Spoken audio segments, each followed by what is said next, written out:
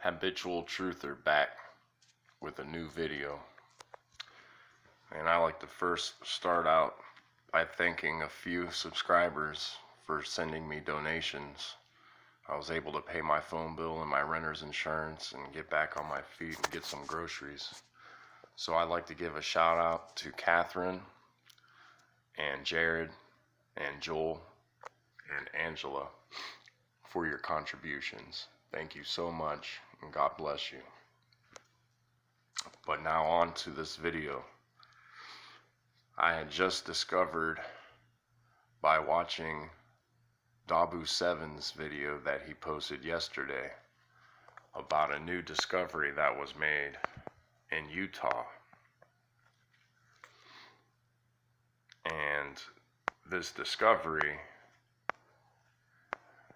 is another revelation that I believe God gave me that allows me to piece this puzzle together. When I showed the video of what the future United States will look like after this cataclysmic event, and I showed what the other continents will end up looking like. Well, check this out. So, Yellowstone's famous caldera, which last went off more than 640,000 years ago, which I don't believe that. I believe it was much sooner than that, can lay claim as North America's most well-known supervolcano. But it isn't the continent's largest. A more ancient one found near the small southwestern Utah town of Enterprise was about 30 times bigger.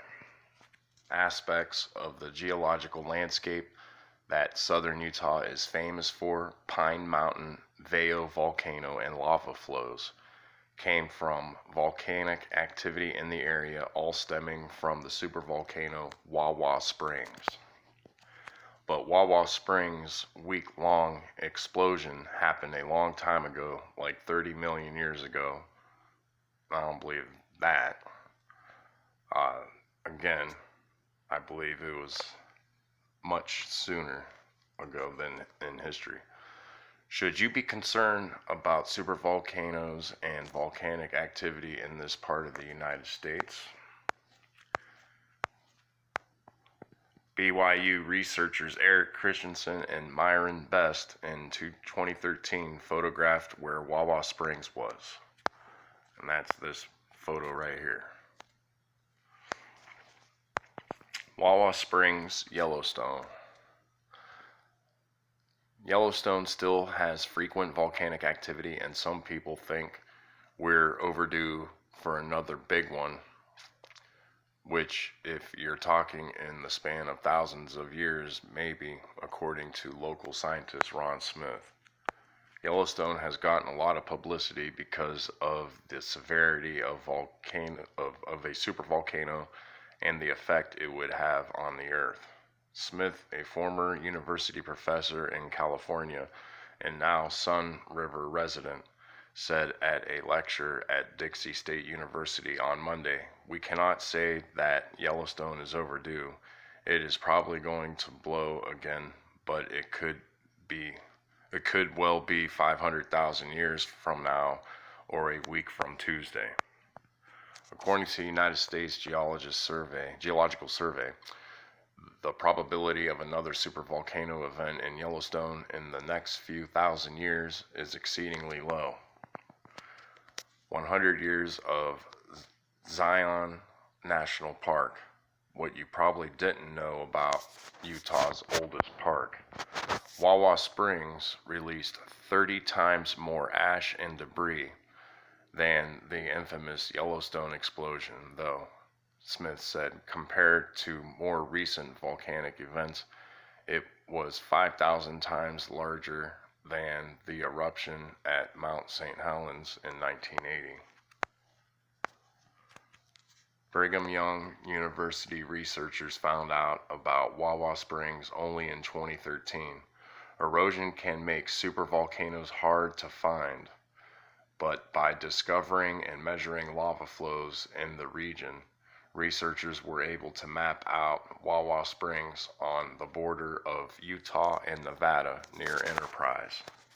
Deposits from the eruption are 13,000 feet thick in some areas of southern Utah, and its remains can be found as far away as Nebraska, researcher Eric Christensen said in a press release. Get out of here. All right.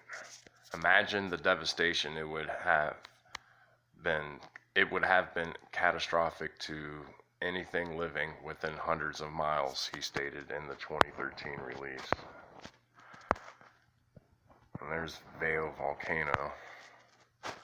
A light snow covers the Vail Volcano on Monday, February 23, 2015, along State Route 18. Vail is famous for its pies. One very popular pie on the menu is the volcano, which looks a lot like the surrounding landscape of the area.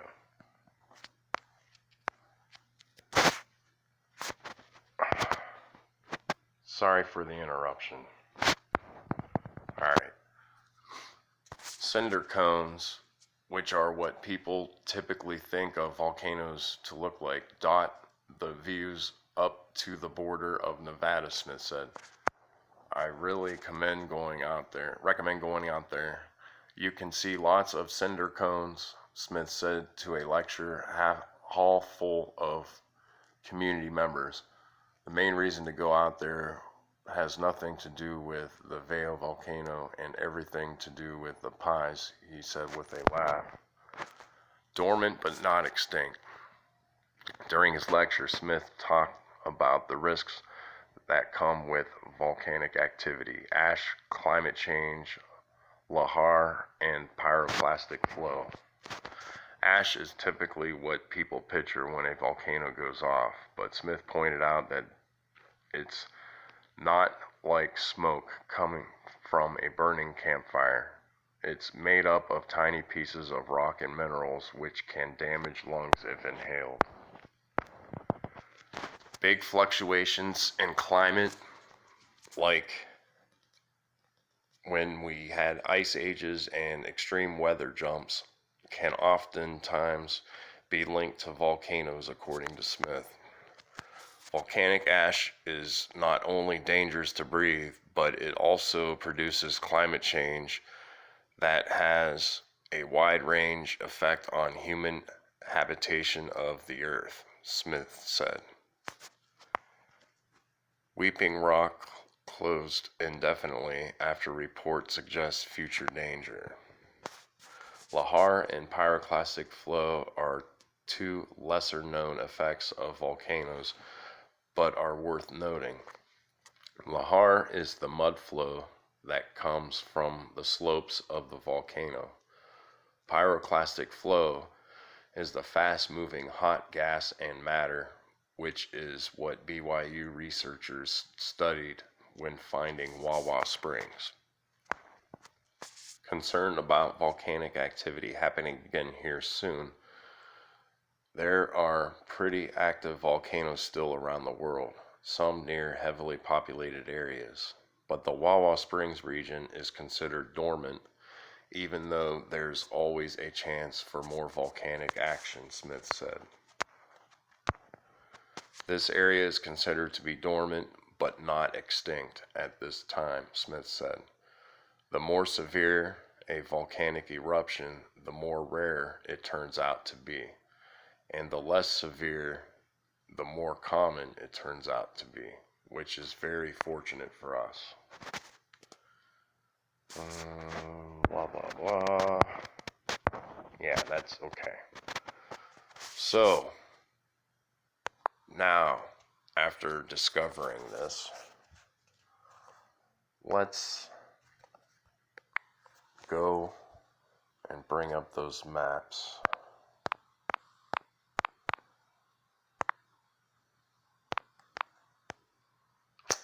No, come on, get out of the way.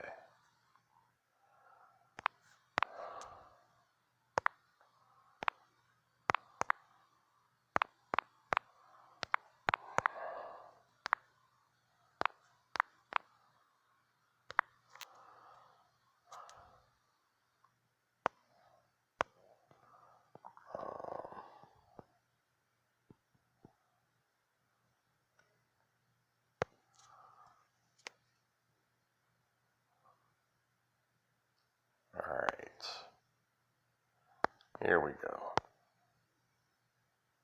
Alright, now, after discovering this supervolcano located in southwest Utah, which actually extends over into Nevada, if you look in that region on this map, it's gone. It's in the ocean.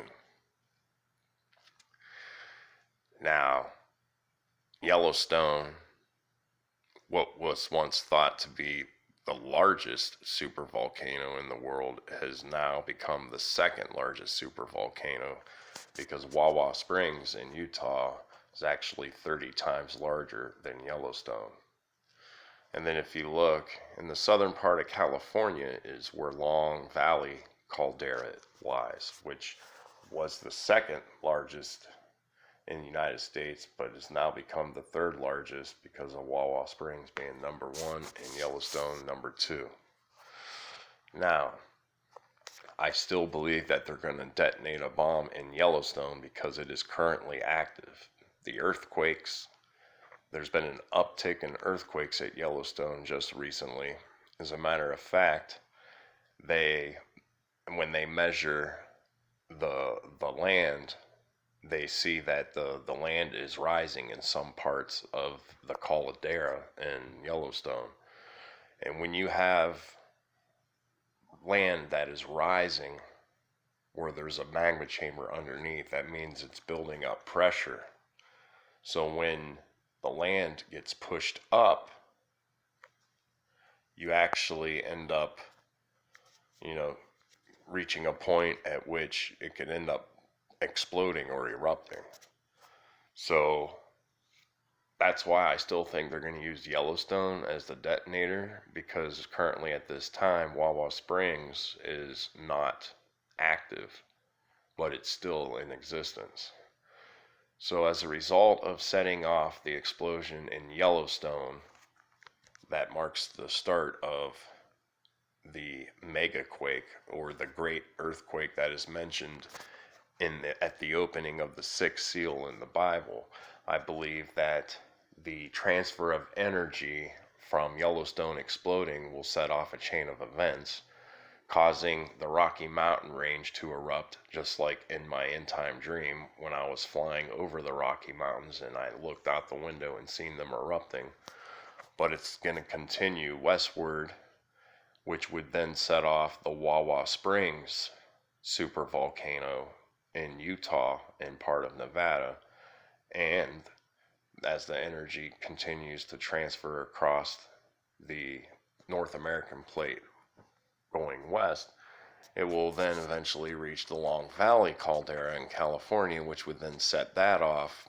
And not only that, but it would reach the Cascadia subduction zone, where the Juan de Fuca plate is being crushed between the Pacific plate and the North American plate.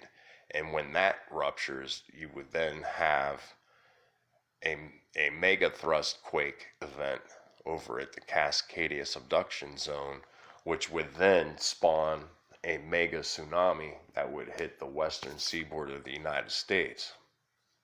Now, as the transfer of energy moves eastward across the North American plate into what is known as the North American craton, it will eventually reach the New Madrid fault line that runs from in between Illinois and Indiana all the way down to Louisiana, down the Mississippi River. And as you can see, literally more than a third of Arkansas gets washed out. Part of Missouri gets washed out. But look at Louisiana. It's almost completely washed out from the Mississippi River being over flooded when the 5 Great Lakes merge into one Great Lake, overspilling into the Mississippi River from the megaquake that hits the New Madrid fault line. Which the first transfer, there's going to be waves of energy transferring across the plates. The very first one being Yellowstone when they detonate the bomb. But then can you imagine once that transfer of energy reaches Wawa Springs caldera in southwest Utah, which is 30 times larger than Yellowstone?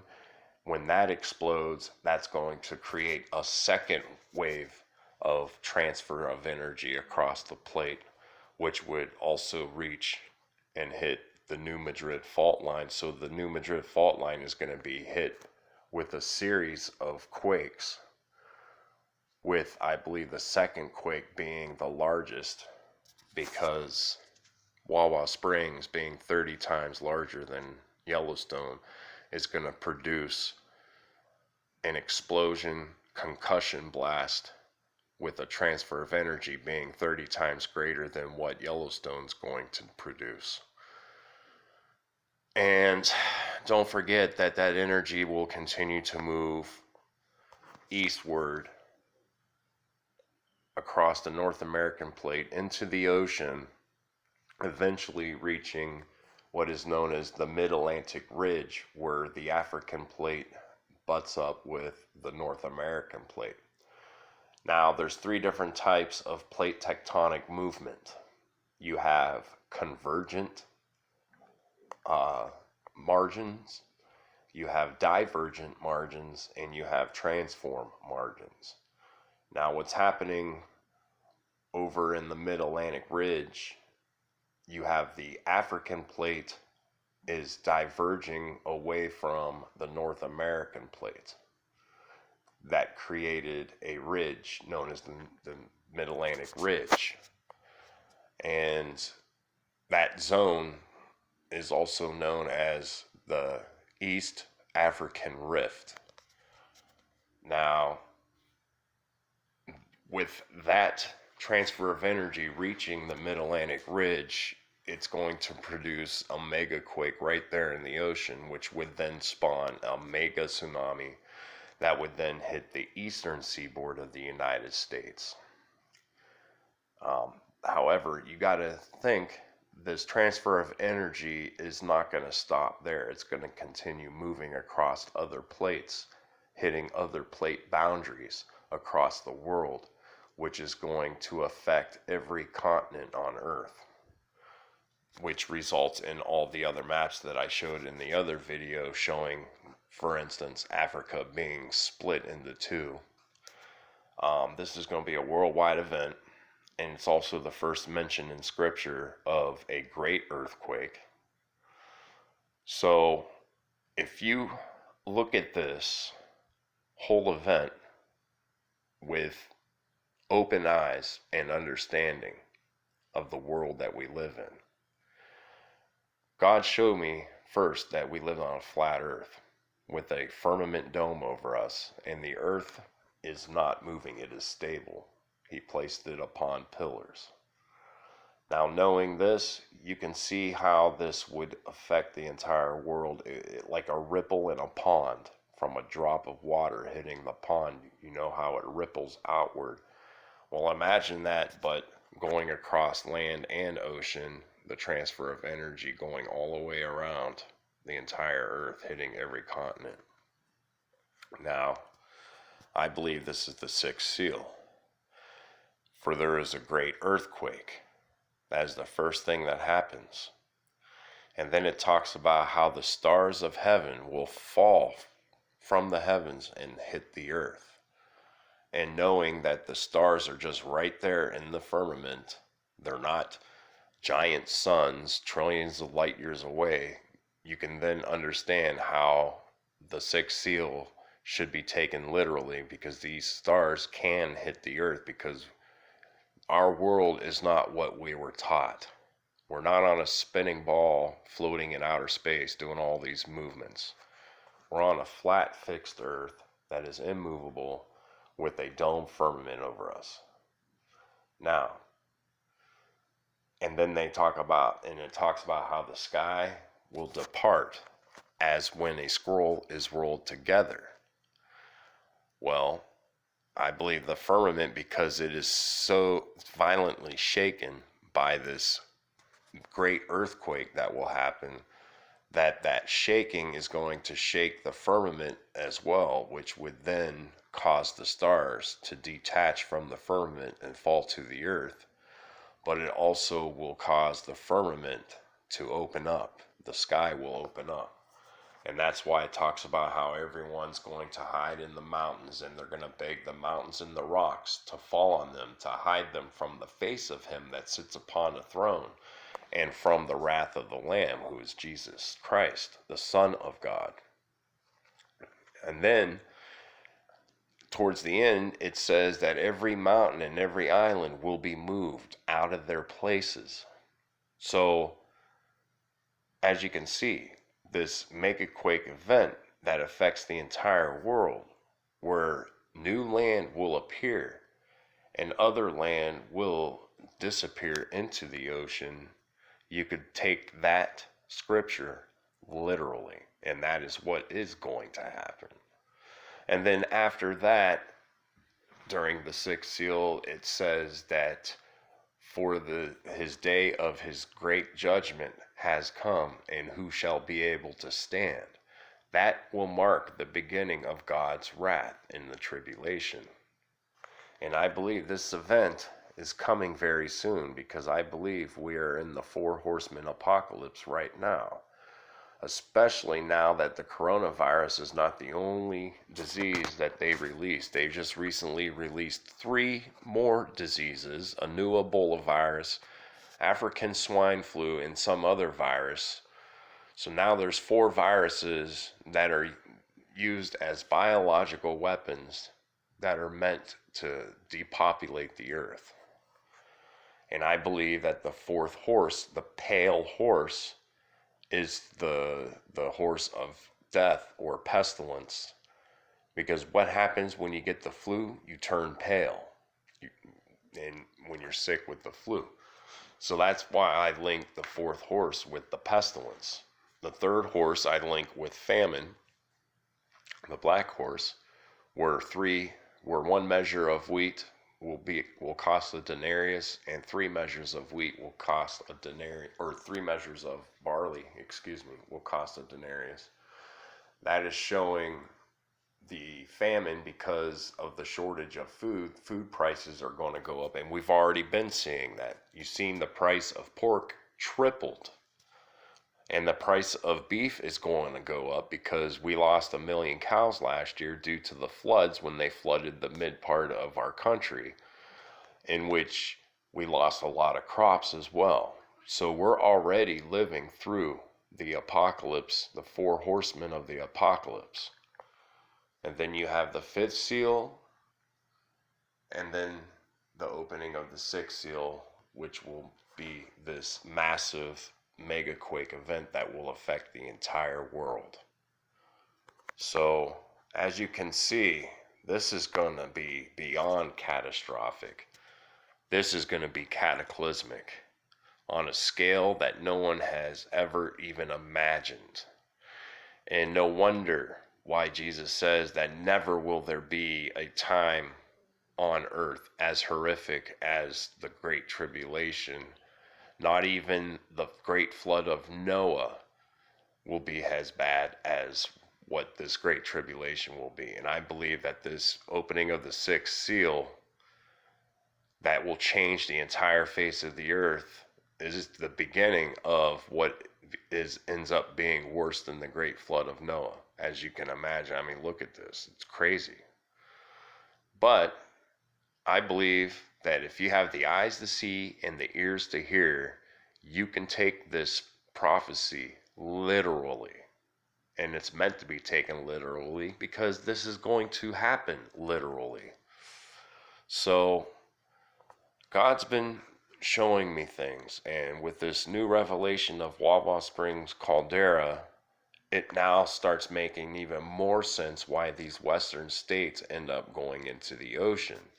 Because after these super volcanoes explode, or the land, it just crumbles into debris, I believe that the ocean waters will overtake where the land once was. And that's why you see the map here the way it is, which there were a couple of people who had end time dreams of the United States looking like this. And then all of a sudden, the geologists are starting to discover new magma chambers under the earth out in the west. It makes perfect sense. So anyone out there who says that these maps have been debunked, again, I ask you, bring me proof, bring me evidence that these maps have been debunked.